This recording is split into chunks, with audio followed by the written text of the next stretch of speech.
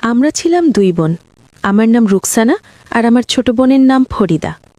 প্রতি রাতে জানি না কী কারণে আমার বড় যা চিৎকার করে কাঁদতেন, অথচ আমার বড় ভাসুর ঠিক তার পাশেই বসে থাকতেন। আমার মাথায় আসতো না তাহলে কেন আমার যা মাঝরাতে এমন করে চিৎকার করে কাঁদতেন। আর যখনই তিনি কাঁদতেন, তার কান্নার শব্দ শুনে আমার স্বামী আমাকে একা ফেলে তার ভাবির কাছে ছুটে যেত। শুধু এটাই নয়, আমি আরও একটা বিষয় লক্ষ্য করেছিলাম। যখনই আমার স্বামী ভালোবাসার জন্য আমার কাছে আসতো, ঠিক তখনই আমার যা তার ঘরে চিৎকার চেঁচামেচি শুরু করে দিতেন। আমার বিয়ের প্রথম রাতেই আমার স্বামী এবং আমার যা দুজনে মিলে আমার সাথে অনেক বড় এক অবিচার করেছিল। বিয়ের প্রথম রাতে আমার স্বামী আমাকে জানালো যে সে নাকি তার ভাবির ঘরে ঘুমাবে। আমি তার কথা শুনে অত্যন্ত অবাক হয়েছিলাম। এরপর ফুলশয্যার রাতে যখন আমি মুখে ঘুমটা টেনে অপেক্ষা করছিলাম, তখন গভীর রাতে আমার ঘরে কেউ একজন প্রবেশ করে। আমি ভেবেছিলাম আমার স্বামী এসে আমাকে ভালোবাসায় ভরিয়ে দেবে, কিন্তু সেই ব্যক্তি যখন আমার পাশে এসে বসল, আমি ঘুমটার ভেতর দিয়ে তার মুখের দিকে তাকাতেই আমার পায়ের নিচ থেকে যেন মাটি সরে গেল। কারণ সেই ব্যক্তি তো অন্য কেউ ছিল, আর সে আর কেউ নয়, সে ছিল আমার শ্বশুরবাড়িরই একজন সদস্য। আমার স্বামী কি করে আমার সাথে এমনটা করতে পারল? স্বামী তো আমাকে নিজে পছন্দ করে, সবকিছু জেনে শুনেই বিয়ে করেছিল। তাহলে বিয়ের প্রথম রাতে আমার স্বামী আর তার ভাবি মিলে কেন আমার সঙ্গে এত বড় অন্যায় করল? আসলে সেই ব্যক্তি আর কেউ নয়, মাঝরাতে আমার ঘরে আমার সাথে ফুলশয্যা যাপন করার অশুভ উদ্দেশ্য নিয়ে আমার বড় ভাসুর এসেছিল। আমার ভাসুর যখন আমার ঘরে প্রবেশ করল, ভয়ে আমার হাত পা থরথর করে কাঁপতে শুরু করল। আমার ভাসুরের বয়স প্রায় 50-এর কাছাকাছি ছিল, আর তিনি কেন আমার সাথে এমন জঘন্য কাজ করতে চাইছিলেন আমি বুঝতে পারছিলাম না। এমনকি আমার যা আমার স্বামীকে যা বলতো, আমার স্বামী ঠিক তাই করত। আমার যা যখন তাকে উঠতে বলতো সে উঠত, আর যখন বসতে বলতো তখন সে বসে পড়ত। আমি বুঝতাম না আমার যা আমার স্বামীর উপর এমন কি জাদু করেছিল যে আমার স্বামী তার ভাবির ইশারাতেই উঠত আর বসত। সত্যি বলতে আমি আর আমার বোন একই মায়ের গর্ভ থেকে জন্মেছিলাম, তবু আমরা দুই বোন ছিলাম সম্পূর্ণ ভিন্ন। শুধু ব্যবহার বা চরিত্রের দিক থেকেই নয়, আমরা দেখতেও ছিলাম একে অপরের থেকে পুরোপুরি আলাদা। আসলে আমি দেখতে খুব একটা আকর্ষণীয় ছিলাম না। আমার গায়ের রং ছিল শ্যামলা, কিন্তু আমার বোন ছিল ঠিক আমার উল্টো। সে আমার চেয়ে অনেক বেশি ফর্সা এবং সুন্দরী ছিল। বড় হওয়ার পর আমার খুব আফসোস হতো যে কেন আমার বোন এত রূপবতী আর আমি তার মতো নই। আমরা তো একই মায়ের সন্তান, তবু আমি কেন আমার বোনের মতো সুন্দরী হতে পারলাম না? এই কারণে আমাকে বড় হয়ে অনেক কঠিন পরিস্থিতির মুখোমুখি হতে হয়েছিল। এমনকি স্কুলেও অন্য ছেলেমেয়েরা আমাকে কালী বলে ডাকত। বড় হওয়ার পর আমার আগেই আমার বোনের বিয়ে হয়ে যায়, কারণ যখনই কোনো পাত্রপক্ষ আমাকে দেখতে আসতো, তারা আমাকে বাদ দিয়ে আমার বোনকেই পছন্দ করে ফেলত। আমার বোন আমার চেয়ে বয়সে 3 বছরের ছোট, তাই আমাদের আত্মীয় স্বজনরা পরামর্শ দিয়েছিল, যেহেতু কোনো ছেলেই আমাকে পছন্দ করছে না, সেহেতু আমার বোনের বিয়েটাই আগে দিয়ে দেওয়া উচিত। তাহলে এরপর থেকে যখন পাত্রপক্ষ আমাকে দেখতে আসবে, তখন আমাকে পছন্দ করা ছাড়া তাদের আর কোনো উপায় থাকবে না। তাই এক প্রকার বাধ্য হয়ে আমার বাবা মা আমার আগে আমার ছোট বোনের বিয়ে দিয়ে দেন। দেখতে দেখতে আমার বিয়ের বয়সও পেরিয়ে যাচ্ছিল, কিন্তু কোনো ছেলেই আমাকে পছন্দ করছিল না। আমার বয়স তখন 33 বছর। এমনকি আমার বোনের বিয়ের 2 বছরের মাথায় তার একটি ফুটফুটে সন্তান হয়। কিন্তু আমি তখনও আশা ছাড়িনি। ভাবতাম নিশ্চয়ই কেউ না কেউ আছে যে আমাকে পছন্দ করবে, আমার বাহ্যিক রূপ দেখে নয়, আমার ভেতরের গুণ আর ভালো ব্যবহার দেখে আমাকে ভালোবাসবে। ধীরে ধীরে আমার স্বপ্ন আর মনের আশা যখন ফিকে হতে শুরু করলো, তখন আমার বাবা মা বুঝতে পারছিলেন যে আমার মনের মধ্যে কতটা যন্ত্রণা চলছে। মা তখন আমাকে একটাই কথা বলতেন, দেখিস, তোরও একদিন অনেক ভালো একটা পরিবারে বিয়ে হবে। আমি তখন বুকের ভেতর কষ্ট চেপে রেখে মুচকি হেসে মাকে বলতাম, কেন আমাকে মিথ্যা আশ্বাস দিচ্ছ? আমি তো ধরেই নিয়েছি আমার আর বিয়ে হবে না, তাই আমি আর বিয়ে নিয়ে কোনো স্বপ্নও দেখতে চাই না। আর তাছাড়া তোমাদের মতো বাবা মায়ের এত স্নেহ পেয়ে আমি খুব ভালো আছি, তাই আমি তোমাদের ছেড়ে কোথাও যেতে চাই না। কারণ আমি খুব ভালোভাবেই জানতাম আমার চেয়েও আমার বাবা মা অনেক বেশি কষ্টে ছিলেন, এই ভেবে যে আমার যদি বিয়ে মা হয় তাহলে আমার ভবিষ্যৎ কি হবে। এভাবেই আমার দিনগুলো কেটে যাচ্ছিল। তারপর হঠাৎ একদিন আমার মা এসে বললেন, রুকসানা, তোর দুঃখের দিন শেষ। আমি বলেছিলাম না তোকেও একদিন কোনো না কোনো ছেলে ঠিকই পছন্দ করবে এবং অনেক ভালোবাসবে। এরপর মা জানালেন আমাকে নাকি একটি ছেলে দেখতে আসবে। আমি তখন মাকে জিজ্ঞেস করলাম ছেলেটার বয়স কত। মা বললেন ছেলেটার বয়স নাকি 40 বছর এবং সে আমার ছবি দেখেই আমাকে পছন্দ করেছে। আমার এক দূর সম্পর্কের মামাই সম্বন্ধটা এনেছিলেন। আমি তখন মাকে বলেছিলাম ছেলেটা আমার সব কিছু জানার পরেও কেন আমাকে পছন্দ করলো। ছেলেটার কি কোনো শারীরিক সমস্যা আছে, নাকি সে মানসিক অসুস্থ যার জন্য আমাকে বিয়ে করতে রাজি হয়েছে? মা, তোমরা ছেলেটার ব্যাপারে সবকিছু ভালোভাবে খোঁজ নিয়েছ তো? ছেলেটা কি সম্পূর্ণ সুস্থ? সে আবার দৃষ্টিহীন বা অন্য কোনো প্রতিবন্ধী নয় তো?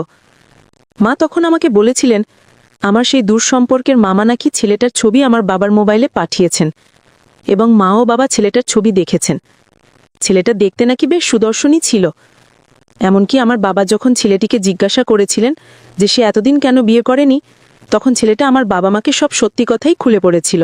আসলে 25 বছর বয়সে তার একটা বড় ধরনের অসুখ হয়েছিল এবং সেই অসুখে সে অনেক বছর ধরে ভুগেছিল। এরপর সে ধীরে ধীরে সুস্থ হয়ে ওঠার পর নিজের কেরিয়ার গড়তে এতটাই ব্যস্ত হয়ে পড়েছিল যে বিয়ের কথা ভাবার সুযোগ পায়নি। এখন সে পুরোপুরি সুস্থ এবং জীবনে অনেক খ্যাতি অর্জন করেছে। ছেলেটা নাকি তাদের পুরো সংসারের দায়িত্ব একাই সামলায়। আসলে তার বড় ভাই নাকি কোনো কাজকর্ম করে না। ছেলেটার বড় ভাই তার টাকা পয়সাতেই আয়েশ করে দিন কাটায়। ছেলেটার নাম করিম। ছেলেটি তার নিজের এবং তার পরিবারের ব্যাপারে কোনো কিছুই গোপন করেনি। সে আমার বাবা মাকে সত্যিটা জানিয়েছিল যে তার বড় ভাই একজন বেকার এবং কোনো কাজ করে না, উল্টো আমার হবু স্বামীর কাছ থেকে টাকা চেয়ে নেয়। আমার বাবা মা যখন তাকে জিজ্ঞেস করেছিলেন তোমার 40 বছর বয়স হয়েছে, তাও তুমি চাইলেই একটা ভালো মেয়ে পেতে পারো, আমার মেয়ে তো দেখতে তেমন সুন্দরী নয়, তাহলে তুমি আমার মেয়েকে কেন বিয়ে করতে চাও? তখন ছেলেটি উত্তর দিয়েছিল আমার বয়স 40 হয়ে গেছে এবং আমি এখনো পর্যন্ত যতগুলো মেয়ে দেখেছি তাদের সবার বয়স 20 থেকে 25-এর মধ্যে, কিন্তু আমি 30 বছরের বেশি বয়সী কোনো মেয়েকে বিয়ে করতে চেয়েছিলাম। অনেক খোঁজাখুঁজির পরেও যখন তেমন বয়সের কোনো পাত্রী পাচ্ছিলাম না, তখন আপনার মেয়ের খোঁজ পাওয়ার পর আমি দেখতে শ্যামলা এটা জেনেও তাকে বিয়ে করতে রাজি হয়েছি। এরপর আমাদের দেখাশোনার পর বিয়ের দিন পাকা করার জন্য আমার হবু বরের ভাবি এবং তার বড় ভাই এসেছিলেন। সেদিন আমার বরের বড় ভাইকে দেখে আমি বুঝতে পারলাম ওনার বয়স প্রায় 50-এর কাছাকাছি হবে। তার মানে আমার হবু স্বামী তার বড় ভাইয়ের চেয়ে বয়সে অনেকটাই ছোট। আমার শ্বশুর শাশুড়ি নাকি অনেক আগেরই মারা গেছেন। আমার বড় যার 2টো সন্তানও ছিল যারা হস্টেলে থেকে পড়াশোনা করত, আর তাদের পড়াশোনার সমস্ত খরচ কিন্তু আমার হবু স্বামী চালাতো। এই কথাগুলো আমার স্বামী আমার বাবা মাকে আগেই জানিয়েছিল। আমার বাবা মা এবং আমার এতে কোনো আপত্তি ছিল না যে আমার স্বামী তার ভাই এবং ভাইয়ের সন্তানদের সব দায়িত্ব পালন করে। বিয়ে পাকা হওয়ার 3 মাসের মধ্যে আমাদের ঢাকঢোল পিটিয়ে খুব বড় অনুষ্ঠান করে বিয়ে হয়। আমি সেদিন ভীষণ খুশি ছিলাম, কারণ এত বছর পর আমি অবশেষে আমার মনের মতো একজন মানুষকে খুঁজে পেয়েছিলাম। এরপর বিয়ে করে যখন শ্বশুরবাড়ি গেলাম, তখন বাড়িটা দেখে আমি খুব আনন্দিত হলাম, কারণ আমার শ্বশুরবাড়িটা পুরনো দিনের হলেও ভেতরটা অনেক বড় এবং খোলামেলা ছিল। কিন্তু ওই বাড়িতে থাকার মতো তেমন কোনো লোকজন ছিল না, কারণ আমার জার বাচ্চারা হস্টেলে থাকতো, আর এত বড় বাড়িতে আমার আসার আগে আমার জা, ভাসুর এবং আমার স্বামী থাকতো। কিন্তু আমার স্বামী তো বেশিরভাগ সময়ই কাজের সূত্রে বাড়ির বাইরে থাকতো। সেদিন ফুলশয্যার রাতে আমি আমার স্বামীর সঙ্গে সময় কাটানোর জন্য খুব অধীর হয়েছিলাম। মুখে খোমটা দিয়ে বরের জন্য অপেক্ষা করছিলাম আর ভাবছিলাম এই দিনটার জন্য আমি কত বছর ধরে অপেক্ষা করেছি। রাত 12টা নাগাদ আমার স্বামী যখন ঘরে প্রবেশ করল, তখন আমার বুকের স্পন্দন বেড়ে গেল, আমার মনে একটা আনন্দের ঢেউ বয়ে গেল। এরপর আমার স্বামী যখন ঘরে ঢুকে আমার হাত ধরে ভালোবাসার কথা বলতে শুরু করলো, তখন আমি তাকে প্রথমেই একটা প্রশ্ন করেছিলাম যে সে আমার মতো একজন সাধারণ দেখতে মেয়েকে কেন বিয়ে করলো। আমার স্বামী তখন বলেছিল এই প্রশ্নের উত্তর তো আমি তোমার বাবাকে আগেই দিয়েছি, আর আজ তোমাকেও দিচ্ছি। আসলে তুমি দেখতে যেমনই হও না কেন, আমি তোমাকেই পছন্দ করেছি, কারণ আমি জানি তোমার অন্তরটা অনেক সুন্দর, আর আমার মতো একজন পুরুষের জন্য তুমি একজন আদর্শ স্ত্রী। আমার বয়সের সাথে তোমার বয়সটা খুব ভালোভাবে মিলে গেছে, তুমি যথেষ্ট পরিণত, তাই আমি তোমাকে বিয়ে করেছি। আমার 40 বছর হয়ে যাওয়ার পর আমি মনে মনে সিদ্ধান্ত নিয়েছিলাম যে যতদিন না আমি 30 বছরের বেশি বয়সী কোনো মেয়ে খুঁজে পাবো, ততদিন আমি বিয়েই করব না, কারণ এই বিষয়ে আমাকে ভাবি আমাকে খুব ভালোভাবে বুঝিয়েছিলেন যে আমি যদি কোনো 20-25 বছরের মেয়েকে বিয়ে করি তাহলে তার সাথে মানিয়ে চলা আমার জন্য খুব কঠিন হয়ে যাবে। তাই ভাবি আমাকে বলেছিলেন, তোমার যেহেতু 40 বছর বয়স, তাই তুমি 30 বছরের বেশি বয়সী কোনো মেয়েকে বিয়ে করবে, তবেই তুমি সুখী হতে পারবে। কোনো কম বয়সী মেয়েকে বিয়ে করে আনলে তার সাথে তোমার সারা জীবন অশান্তি লেগে যাবে। তাই অনেক খোঁজাখুঁজির পর যখন তোমার সন্ধান পেলাম, তখন আমি তোমাকে বিয়ে করার সিদ্ধান্ত ফেলি। আমি তো আশাই ছেড়ে দিয়েছিলাম যে আমার আর বিয়ে হবে, কিন্তু শেষ পর্যন্ত আমি তোমাকে পেয়েছি এবং তোমাকে পেয়ে আমি অত্যন্ত খুশি। আমার স্বামীর মুখে এমন সুন্দর কথা শুনে আমি খুব আনন্দিত হলাম এবং একটা জিনিস বুঝতে পারলাম, আমার স্বামী তার ভাবিকে ভীষণ সম্মান করে, আর সেই কারণেই সে তার ভাবির কথা মতো আমার মতো একজন মহিলাকে বিয়ে করেছে। এরপর আমার স্বামী কথাবার্তা বলার পর আমাকে ভালোবাসার জন্য ঘরের আলো নিভিয়ে দিয়ে আমার কাছে এগিয়ে এলো এবং আমার শরীর থেকে এক এক করে সমস্ত গয়না খুলে রাখতে শুরু করলো। আমি তখন খুব আনন্দিত ছিলাম, কারণ আমার এত বছরের অপেক্ষার অবসান ঘটতে চলেছিল। ঠিক সেই মুহূর্তে আমাদের পাশের ঘর থেকে একটা চিৎকারের আওয়াজ ভেসে এলো। চিৎকারের শব্দ শুনে আমার স্বামী সঙ্গে সঙ্গে আমার কাছ থেকে উঠে গিয়ে দরজার পাশে গিয়ে দাঁড়ালো। আমি তখন তাকে জিজ্ঞেস করলাম, এত রাতে কে চিৎকার করছে? আমার স্বামী তখন বলল, এটা তো ভাবির গলার আওয়াজ। এই বলে সে যখন তাড়াহুড়ো করে আমাকে কিছু না বলেই ঘর থেকে বেরিয়ে গেল, তখন আমিও তার পেছন পেছন দরজা দিয়ে বেরিয়ে পড়লাম। এরপর আমার স্বামী খুব ঘাবড়ে গিয়ে দরজায় ধাক্কা দিয়ে বলল, ভাবি, তুমি কাঁদছো কেন? দরজা খোলো। আমি তখন একপাশে দাঁড়িয়ে সবকিছু দেখছিলাম, কারণ আমি তো এই বাড়ির কিছুই সেভাবে জানতাম না। আমার তো এই বাড়িতে আসতে একদিনও পার হয়নি, তার মধ্যে এত সব ঝামেলা। এরপর আমার স্বামী যখন দরজায় ধাক্কা দিয়ে দরজাটা খুলতে বলছিল, তখন দরজার ওপাশ থেকে আমার ভাসুর বললেন, কিছু হয়নি, তোমরা গিয়ে বিশ্রাম নাও। আমরা বুঝতে পারছিলাম ভাসুর আমাদের মিথ্যে বলছেন এবং আমাদের থেকে কিছু একটা আড়াল করার চেষ্টা করছেন। তখনও কিন্তু ভাবির কান্নার আওয়াজ আসছিল। আমার স্বামী তখন আর নিজেকে সামলাতে না পেরে দরজায় আরো জোরে ধাক্কা দিয়ে বলল, ভাইয়া, তুমি এক্ষুনি দরজা খোলো, ব্যাপারটা কি হয়েছে? আমার স্বামী যখন দরজা খোলার জন্য খুব বেশি চাপাচাপি করতে লাগলো, তখন আমার ভাসুর বাধ্য হয়ে দরজাটা খুললেন। ভাসুরের দরজা খোলার সাথে সাথে আমরা দেখলাম ভাবি খাটের নিচে পড়ে আছেন এবং তার পোশাক ও চুল সম্পূর্ণ এলোমেলো। আমার স্বামী আর আমি দ্রুত ঘরে ঢুকে ভাবিকে তুলে বিছানায় শুইয়ে দিলাম এবং তাদের যখন জিজ্ঞেস করলাম, এসব কি, ভাবির কি হয়েছে, তখন আমার ভাসুর বলেন, ভাবির নাকি শরীর খুব খারাপ করেছে এবং তাকে নাকি ভূতে ধরেছে। সে একবার হাসছে তো একবার কাঁদছে। জায়ের ওই রকম অবস্থা দেখে আমি ভাসুরকে বললাম, ভাবিকে যেন একজন ডাক্তারের কাছে নিয়ে যাওয়া হয়। তখন ভাসুর বললেন, ডাক্তারের কাছে নাই, একজন ওঝার প্রয়োজন, যারা নাকি জিনভূত তারাই আর ঝাড়ফুঁক করে। আমার ভাসুর কোনোভাবেই যাকে ডাক্তারের কাছে নিয়ে যেতে রাজি হলেন না। এরপর আমার স্বামী তাড়াতাড়ি করে সেই রাতেই বাড়ি থেকে বেরিয়ে গেল একজন ওঝাকে ডেকে আনার জন্য। আসলে আমার স্বামী তার ভাবিকে নিজের মায়ের মতো ভালোবাসত। আমার ভাসুর তখন বললেন, আমি তোমাদের এই জন্যই কিছু জানাতে চাইনি, কারণ আমি জানতাম তোমাদের এসব বললে তোমাদের আজকের রাতটা একদম নষ্ট হয়ে যাবে। সেদিন ভাবির এত খারাপ অবস্থা দেখে আমি আর আমার স্বামী তো ফুলশয্যার কথা পুরোপুরি ভুলেই গিয়েছিলাম। এরপর সেদিন রাতে আমার স্বামী একজন ওঝাকে ডেকে নিয়ে এলো এবং প্রায় 1 ঘন্টা ধরে ঝাড়ফুঁক চলার পর জায়ের জ্ঞান ফিরল। সেদিন সারা রাত আমাদের ভাবির ঘরেই কেটে গেল।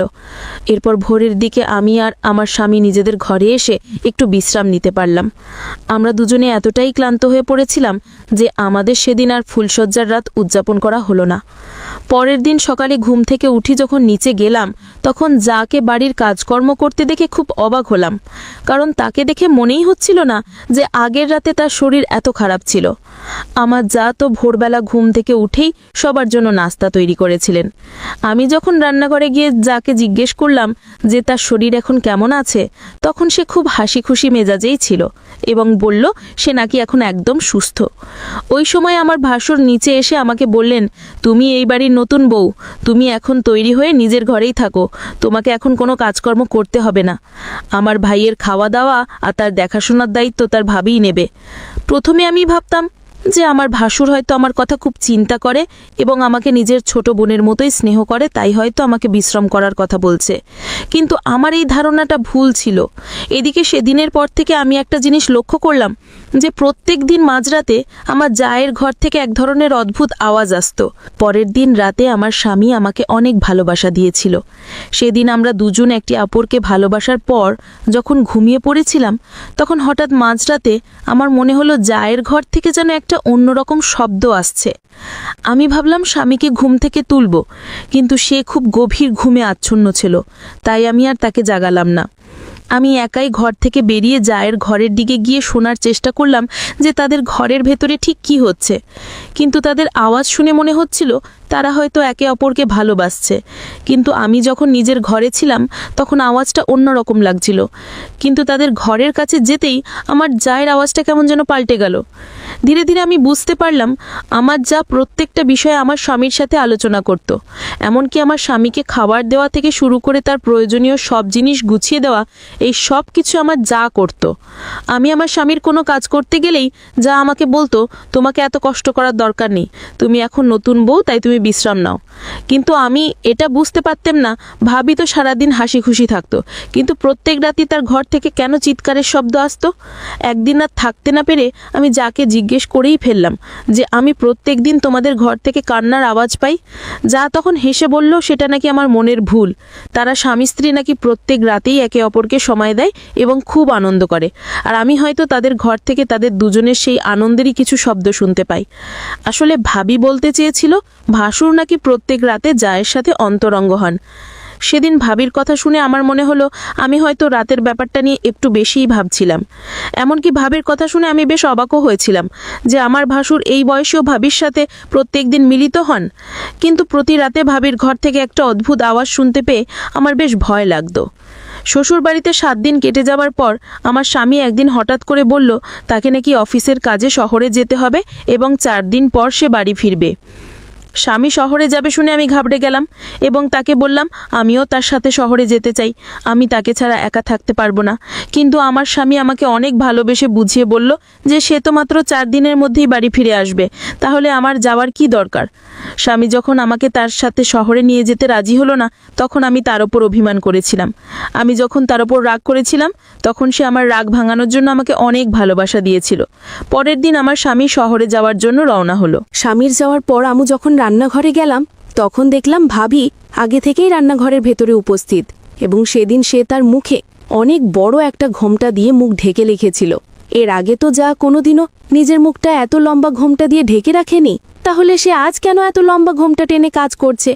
আমি যখন যাকে জিজ্ঞেস করলাম, তখন সে কোনো একটা অজুহাত দেখে রান্নাঘর থেকে বেরিয়ে চলে গেল। আমি খুব আশ্চর্য হলাম। শ্বশুরবাড়িতে 7 দিন থাকার পর আমি এটা বুঝতে পারছিলাম যে আমার যা আর ভাসুর আমাদের থেকে কিছু একটা লুকানোর চেষ্টা করছে, কিন্তু আমি বুঝতে পারছিলাম না আমার যা আর ভাসুর তারা দুজনে মিলে আমাদের থেকে ঠিক কী লুকাতে চাইছে। এরপর সেদিন রাতে খাওয়া দাওয়ার পর যখন আমি নিজের ঘরে এলাম, তখন আমার একটু ভয় ভয় করছিল। আমি যেহেতু বাড়িতে নতুন ছিলাম, তার ওপর আমার স্বামীও অন্য শহরে গিয়েছিল, এবং প্রত্যেক রাতে সেই চিৎকারের আওয়াজ শুনে আমার সেদিন রাতেও একটু ভয় লাগছিল। সেদিন রাতে স্বামীর সাথে অনেকক্ষণ ফোনে কথা বললাম। ফোনে কথা বলতে বলতেই আমার স্বামী ঘুমিয়ে পড়েছিল, কিন্তু আমার চোখে কোনোভাবেই ঘুম আসছিল না। প্রত্যেক দিনের মতোই সেদিনও মাঝরাতে আমার যা আর ভাসুরের ঘর থেকে একটা অন্যরকম আওয়াজ আসতে শুরু করলো। সেদিন আমি নিজের ঘরের দরজা খুলে মনে অনেক সাহস জুগিয়ে এই ভেবে তাদের ঘরের দিকে এগিয়ে গেলাম যে আজ আমি জেনেই ছাড়বো তারা দুজনে মিলে মাঝরাতে কি করে। এরপর ধীরে ধীরে আমি যখন ভাসুরের ঘরের দিকে গেলাম, তখন তাদের দরজায় কান পাততেই আমার পায়ের নিচের মাটি যেন সরে গেল। কারণ আমার ভাসুরকে তো আমি অনেক ভালো মানুষ ভাবতাম। আমি ভাবতাম তিনি হয়তো আমাকে এবং আমার স্বামীকে খুব ভালোবাসেন, কিন্তু তার মনে তো অনেক হিংসা জমেছিল। আমি তো আমার যাকেই খারাপ ভাবতাম, কারণ সে সবসময় আমার স্বামীর আশেপাশে ঘুরে বেড়াতো এবং আমার স্বামীও তার ভাবির সব কথা শুনত। এমনকি আমার স্বামী আর তার ভাবির এই ভালোবাসা দেখে আমার মনে হতো যা হয়তো আমার স্বামীকে নিজের দিকে টানার চেষ্টা করছে। কিন্তু আমার মনের এই ধারণাটা পুরোপুরি ভুল ছিল, কারণ ওই সময় যখন আমি জায়ের দরজায় কান লাগিয়ে দাঁড়িয়েছিলাম, তখন স্পষ্টভাবে ভাসুরের কথা শুনে বুঝতে পারলাম যে তিনি জায়ের ওপর শারীরিক নির্যাতন করছিলেন। যা তখন বলছিল, আমাকে আর মেরো না, আমার খুব কষ্ট হচ্ছে। আমার ভাসুর তখন যাকে বললেন, তোর একটা গালে যেমন কেটে দাগ করে দিয়েছি, বেশি চেঁচামেচি করলে তোর অন্য গালটাও কেটে দাগ করে দেব। এতদিন ধরে তুই আমার এই কাজটা করতে পারলি না, তার মানে আমার ভাসুর নিশ্চয়ই এমনভাবে আমার জায়ের গালে আঘাত করেছিলেন যে তার গালে দাগ হয়ে গিয়েছিল, আর এই কারণেই আমার যা আমার সামনে লম্বা ঘোমটা টেনেছিল যাতে আমি কিছু বুঝতে না পারি। এরপর আমার ভাসুর জায়ের চুলের মুঠি দলে বললেন, এইসব কথা যদি বাইরের কেউ জানতে পারে তাহলে আমি তোকে এই বাড়ি থেকে বের করে দেব। আমার যা তখন কাঁদতে কাঁদতে বললেন, দয়া করে আমার চুলের মুঠি ছেড়ে দাও, আমার খুব কষ্ট হচ্ছে, আমি কাউকে এই বিষয়ে কিচ্ছু বলবো না, তুমি আমাকে ছেড়ে দাও, আমার ওপর একটু দয়া করো। এরপর ভাসুর জায়ের ওপর আরও অত্যাচার করে বললেন, এতদিন হয়ে গেল আমার ভাইকে নিজের আয়ত্তে আনতে পারলি না, তোকে আমি কিসের জন্য দ্বিতীয়বার বিয়ে করেছিলাম? তুই যদি আমার ভাইকে নিজের নিয়ন্ত্রণে আনতে পারতিস তাহলে আজ তার সব সম্পত্তি আমার নামে থাকতো। তোকে আমি বলেছিলাম না আমার ভাইয়ের যেন বিয়ে কোনোভাবেই না হয়, আর তার জন্য তোকেই কিছু একটা করতে হবে, কিন্তু তুই তো কোনো কাজেরই না। এরপর ভাসুর খুব রেগে গিয়ে যাকে বললেন, আমি এখন চাই আমার ভাইয়ের যেন কোনো নিজের সন্তান না হয়, আর এর জন্যও তোকেই কিছু একটা করতে হবে, নইলে আমি তোকে মেরে ফেলবো, আমার ভাইয়ের সব সম্পত্তি আমার চাই। আমার ভাসুরের সব কথা শোনার পর আমার পায়ের নিচ থেকে যেন মাটি সরে যাওয়ার মতো অবস্থা হলো। তার মানে আমার ভাসুরের মনে একটা অনেক বড় ষড়যন্ত্র চলছিল, এবং সে ভাবিকে দিয়ে নিজের অসৎ উদ্দেশ্য পূরণ করতে চেয়েছিল। সবকিছু শোনার পর আমি নিজের ঘরে ফিরে এসে দরজা বন্ধ করে এটাই ভাবছিলাম, কখন আমি এই কথাগুলো আমার স্বামীকে বলবো, কারণ এই কথাগুলো তাকে বলাটা খুব জরুরি। সে তো নিজের বড় ভাইকে খুব ভালোবাসত এবং ভাবতো তার ভাইও হয়তো তাকে ততটাই ভালোবাসে, কিন্তু আমার ভাসুরের মনে তো আমার স্বামীর প্রতি অনেক হিংসা ছিল। পরের দিন সকালে ভাবি আবার যখন অনেক লম্বা ঘোমটা টেনে রান্নাঘরের কাজ করছিল, তখন আমি ভাবির সামনে গিয়ে সরাসরি বললাম, ভাবি তোমাকে আর মিথ্যে অভিনয় করতে হবে না, আমি সবকিছু জেনে গেছি যে প্রত্যেক রাতে তোমাদের ঘর থেকে কিসের আওয়াজ আসে এবং তুমি দুদিন ধরে কেন মুখে এত লম্বা ঘোমটা দিয়ে রেখেছ। এরপর আমি যখন রাতের সব ঘটনা তাকে খুলে বললাম, তখন ভাবি খুব বেশি ঘাবড়ে গিয়ে আমার হাত ধরে কাঁদতে শুরু করলো। ও বলল, এই শয়তানের হাত থেকে আমাকে বাঁচাও, ও আমাকে প্রত্যেক রাতে মারে আর বলে যেভাবেই হোক আমাকে নাকি দেবরের সব সম্পত্তি তার নামে করে দিতে হবে। আমার প্রথম স্বামীর মৃত্যুর পর আমি এই লোকটাকে বিয়ে করেছিলাম, কিন্তু এই লোকটাকে বিয়ে করে আমি জীবনে অনেক বড় ভুল করেছি। এখন আমি কি করব কিচ্ছু বুঝতে পারছি না। আমি ভয়ে এই কথাগুলো কাউকে বলতেও পারিনি।